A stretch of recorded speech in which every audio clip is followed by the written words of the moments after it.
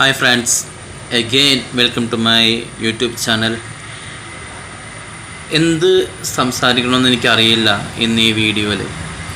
വളരെ വളരെ ഒരു വിഷമകരമായ ഒരു വീഡിയോ തന്നെയാണിത് കേട്ടോ. ചില സംഭവങ്ങളൊക്കെ നമ്മളെ വല്ലാതെ അങ്ങ് വിഷമിപ്പിക്കും. അതുപോലെ തന്നെയാണ് രഞ്ജിതയുടെ കാര്യം. നമുക്കറിയാം, ഇന്നലെ ആണ് രഞ്ജിതയുടെ ബോഡി തിരിച്ചറിഞ്ഞത്. അതായത് രഞ്ജിതയുടെ സഹോദരൻ അനിയൻ്റെ DNA മാച്ച് ചെയ്തിട്ടാണ് ആ ബോഡി തിരിച്ചറിഞ്ഞത്. ആദ്യം അതിൽ ചില മിസ്അണ്ടർസ്റ്റാൻഡിംഗ് ഒക്കെ ഉണ്ടായിരുന്നു. ആദ്യത്തേതിൽ എന്തോ ഒരു മിസ്റ്റേക്കൊക്കെ പറ്റി തിരിച്ചറിയാൻ കുറച്ച് ബുദ്ധിമുട്ടായിരുന്നു. രണ്ടാമതും DNA ടെസ്റ്റ് ചെയ്തപ്പോഴാണ് രഞ്ജിതയുടെ അനിയൻ്റെയും DNA മാച്ചായിട്ട് ആ ബോഡി ഈക്വലാണെന്ന് രഞ്ജിതയാണെന്ന് ഏകദേശം കൺഫർമേഷനിലെത്തിയത്. അങ്ങനെ അത് കൺഫർമേഷനിലെത്തി. ഇന്ന് രാവിലെ പ്രത്യേക ഒരു വിമാനത്തിൽ, എയർ ഇന്ത്യയുടെ തന്നെ പ്രത്യേക ഒരു വിമാനത്തിൽ അഹമ്മദാബാദിൽ നിന്ന് രാവിലെ ഒരു 7 മണി 7:30 സമയത്ത് അത് രഞ്ജിതയുടെ ഡെഡ് ബോഡി നെടുമ്പാശ്ശേരി വിമാനത്താവളത്തിലെത്തുകയായിരുന്നു. അവിടെ നമ്മുടെ ഒരുപാട് കേരളത്തിൻ്റെ ചില മന്ത്രിമാരും മറ്റുമൊക്കെ രാഷ്ട്രീയ നേതാക്കന്മാരൊക്കെ ചേർന്നാണ് രഞ്ജിതയുടെ ബോഡി സ്വീകരിച്ചത്. തുടർന്ന് എന്താണെന്ന് വെച്ചിട്ടുണ്ടെങ്കിൽ രഞ്ജിതയുടെ ബോഡി തുടർന്ന് വീട്ടിലേക്ക് കൊണ്ടുവന്ന് പത്തനംതിട്ടയിലെ പുല്ലാട് എന്ന് പറയുന്ന സ്ഥലത്താണ് രഞ്ജിതയുടെ വീട്. അങ്ങനെ തുടർന്ന് ഒരു 10 മണിയൊക്കെ ആയപ്പോഴേക്കും രഞ്ജിതയുടെ വീട്ടിലേക്ക് കൊണ്ടുവന്നു. തുടർന്ന് വീട്ടിലേക്കല്ല, ശരിക്കും പറഞ്ഞാൽ രഞ്ജിത പഠിച്ച സ്കൂൾ അവിടെയായിരുന്നു പൊതുദർശനം. അപ്പോൾ രഞ്ജിത പഠിച്ച സ്കൂളിൽ ഒരു 10 മണി 10:30 ആയപ്പോൾ അവിടെ എത്തി. തുടർന്ന് അവിടെ പൊതുദർശനവും കാര്യങ്ങളൊക്കെ ഉണ്ടായിരുന്നു. ഒരുപാട് സമയം അവിടെ പൊതുദർശനം ഉണ്ടായിരുന്നു. ഒരുപാട് ആളുകൾ രഞ്ജിതയെ കാണാൻ വന്നിട്ട് വല്ലാത്തൊരു അസഹനീയമായൊരു കാഴ്ചയായിരുന്നു അത്. നമ്മുടെ ഹൃദയത്തെയൊക്കെ വല്ലാതെ വേദനിപ്പിക്കുന്നൊരു കാഴ്ച. കാരണം രഞ്ജിതനെ നമുക്കറിയാം, ഒരുപാട് സ്വപ്നങ്ങളും ഒരുപാട് ആഗ്രഹങ്ങളുമായിട്ടാണ് രഞ്ജിത വിദേശത്തേക്ക് പോയത്. നമുക്കറിയാമല്ലോ, രഞ്ജിതയുടെ വീട് പണി ഇതുവരെയും പൂർത്തിയായിട്ടില്ല. ആ വീട്ടിൽ കയറി താമസിക്കണം എന്നൊക്കെ രഞ്ജിതക്ക് വല്ലാതെ ആഗ്രഹം ഉണ്ടായിരുന്നു. പറഞ്ഞിട്ട് കാര്യമില്ല, ദൈവത്തിൻ്റെ ചില സമയത്തുള്ള ചില കളികൾ അങ്ങനെയാണ്. നമുക്കതിൽ ആരെയും കുറ്റം പറയാൻ പറ്റില്ല. പൊളിക്കാം. അങ്ങനെ ഒരാഗ്രഹവും സഫലമാകാതെ ആ കുഞ്ഞുങ്ങളെ ഉപേക്ഷിച്ചെന്ന് പറയാൻ പറ്റില്ലല്ലോ. അത് ദൈവത്തിൻ്റെ വിളിക്ക് ഉത്തരം നൽകിയല്ലേ, നമുക്ക് ഉപേക്ഷിച്ചെന്ന് പറയാൻ പറ്റില്ല. ആ കുഞ്ഞുങ്ങളെ കണ്ണീരിലാഴ്ത്തി രഞ്ജിത ഇതാ യാത്രയാവുകയാണ്.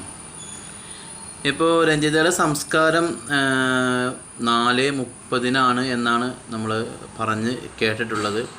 വാർത്താമാധ്യമങ്ങളൊക്കെ റിപ്പോർട്ട് ചെയ്തിട്ടുള്ളത് രഞ്ജിതയുടെ സംസ്കാരം 4:30 എന്നാണ്. വീട്ടുവളപ്പിൽ, അതായത് രഞ്ജിത ആഗ്രഹിച്ച് പണിത ആ വീട്ടുവളപ്പിൽ രഞ്ജിതയുടെ സംസ്കാരം ഇന്ന് വൈകിട്ട് 4:30 നടക്കും. ഇപ്പം 4:30 ഇപ്പം നടന്നിട്ടുണ്ടാകും. എന്താണ് ഈ സമയത്ത് പറയേണ്ടത്, എന്താണ് നിങ്ങളോട് സംസാരിക്കേണ്ടതെന്നും അറിയില്ല. വല്ലാത്തൊരു വിഷമം തന്നെ. ശരിക്കും പറഞ്ഞാൽ ഈ രഞ്ജിത നമുക്ക് ആരുമല്ല. കാരണം എന്താണെന്ന് വെച്ചിട്ടുണ്ടെങ്കിൽ നമുക്ക് രഞ്ജിതനെ ഒരു പരിചയമില്ല. ഇനിയിപ്പോൾ രഞ്ജിതക്ക് ഒരു ഹാർട്ട് അറ്റാക്ക് വന്നാണ് രഞ്ജിത മരിച്ചതെങ്കിൽ, അല്ലെങ്കിൽ വേറെ ഏതെങ്കിലും വല്ല സൂയിസൈഡൊക്കെ ആണെങ്കിൽ രഞ്ജിതനെ ഓർത്ത് ആരും ദുഃഖിക്കാനൊന്നും പോകുന്നില്ല. ഞാൻ പറഞ്ഞത് ശരിയല്ലേ? പക്ഷെ രഞ്ജിത ഇങ്ങനെ ഒരു അപകടത്തിൽ മരിച്ചത് കൊണ്ട് മാത്രമാണ് രഞ്ജിതക്ക് ഇങ്ങനെ ഒരു ആദരവും ഒരു മരണാന്തര ആദരവൊക്കെ രഞ്ജിതക്ക് കിട്ടിയത്. പക്ഷേ ഞാൻ പറയുന്നത്, രഞ്ജിത രഞ്ജിതനെ കുറിച്ച് ഒരാൾക്കൊരു മോശം ഒന്നും പറയാനില്ല. എല്ലാവർക്കും വളരെ നല്ലത് മാത്രമേ പറയാനുള്ളൂ. ഒരുമിച്ച് പ്രവർത്തിച്ചവർക്കും ഒരുമിച്ചുണ്ടായവർക്കും കൂട്ടുകാർക്കും ഒരുമിച്ച് ജോലി ചെയ്തവർക്കൊക്കെ നല്ല അഭിപ്രായം മാത്രമേ പറയാനുള്ളൂ. പിന്നെ രഞ്ജിതയുടെ ഭർത്താവിനെ കുറിച്ച് ഞാനൊരു വീഡിയോ ചെയ്തായിരുന്നു. രഞ്ജിതയുടെ ഭർത്താവ് ആരാണെന്ന വിഷയത്തെക്കുറിച്ചൊക്കെ ഞാനൊരു വീഡിയോയിൽ സംസാരിച്ചിട്ടുണ്ട്. അപ്പോൾ രഞ്ജിതനെ കുറിച്ച് ഇപ്പോൾ ഞാൻ 2-3 വീഡിയോ ആയി ചെയ്യണത്. അപ്പോൾ രഞ്ജിതയുടെ ഭർത്താവ് ആരാണ് എന്നൊക്കെ അറിയാൻ താല്പര്യമുണ്ടെങ്കിൽ നിങ്ങൾക്ക് ആ രഞ്ജിതയുടെ ഭർത്താവിനെ കുറിച്ചുള്ള ഒരു വീഡിയോ ഉണ്ട്. ജസ്റ്റ് നിങ്ങൾക്ക് നോക്കിക്കഴിഞ്ഞാൽ കാണാൻ പറ്റും. നിങ്ങളൊന്ന് കണ്ടു നോക്കാം. അപ്പോൾ രഞ്ജിതയുടെ ഫാമിലിയൊക്കെ നിങ്ങൾക്കറിയാം. പിന്നെ ഇന്ന് രഞ്ജിതയുടെ വീട്ടിലെ ഒരുപാട് തത്സമയ ദൃശ്യങ്ങളും കാര്യങ്ങളൊക്കെ കണ്ടു. ശരിക്കുണ്ടല്ലോ, നമുക്ക് ആർക്കും രഞ്ജിതനെ അറിയില്ല. പക്ഷേ ആ ഒരു ന്യൂസിൽ രഞ്ജിതയുടെ വീട്ടിൽ നിന്നുള്ള ദൃശ്യങ്ങളും അതേപോലെ തന്നെ കുഞ്ഞുങ്ങളുടെ കരച്ചിലും എല്ലാ സങ്കടവും നമ്മൾ കണ്ടപ്പോൾ സഹിക്കാൻ പറ്റില്ല എന്ന് തന്നെ നമുക്ക് പറയാം. അത്രയും ഒരു വിഷമമായിരുന്നു. ഇപ്പോൾ ശരിക്കും പറഞ്ഞാൽ രഞ്ജിതയുടെ ഒരു ശവസംസ്കാര ചടങ്ങൊക്കെ ഏകദേശം കഴിഞ്ഞിട്ടുണ്ടാവും. 4:30 എന്നാണ് പറഞ്ഞത്. ഇപ്പോൾ ഏകദേശം 6 മണി കഴിഞ്ഞല്ലോ.